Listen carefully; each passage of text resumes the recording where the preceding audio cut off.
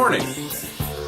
This is Adam Smith with the Colorado Real Estate Finance Group, commercial and residential mortgage lending on Monday, May 11th, day after Mother's Day, and a happy belated Mother's Day to all you moms out there.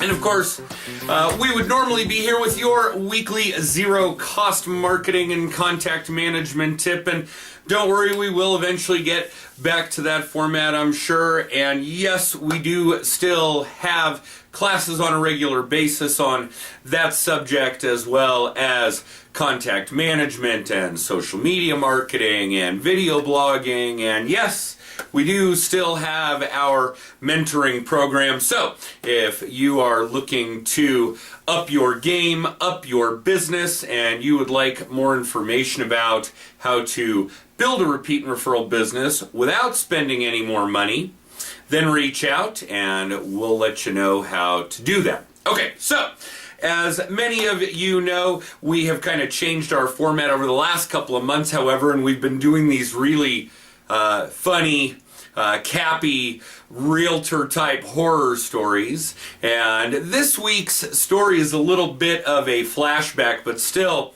an amazing story, and I'm boggled every time I tell it, and it has been years and years. But let me see if I can summarize fairly quickly. There is a large condo complex here in the Denver metro area. And at one time, this condo complex, multiple buildings, multiple units per building, were all sharing the same old, rotting hot water system. Boilers, monstrous boilers that were requiring all kinds of upkeep, major dollars, major dues for the homeowners. And at one point, it came to a vote from the HOA board as to whether or not they were going to continue to dump money into this thing or replace it altogether. And the consensus from the people that were voting, that were allowed to vote, and I'll get back to that, was that they were going to replace it at some exorbitant cost that would have even the single bedroom owner get a special assessment of tens of thousands of dollars, and upwards and onwards if you owned a bigger unit than that. Well, there were a lot of people in this complex that were on a fixed income, owned their property outright, were saddled with this special assessment, and when they couldn't pay it, the HOA went in and foreclosed on them. Well, that happened a few times, maybe even a dozen or more before anybody really caught on, and started looking at who had approved this assessment, this replacement of this hot water system, and it turned out that the only people who had voted, the only people that had paid their assessment, you had to be up on all of your dues and assessments to vote, were the actual board members themselves.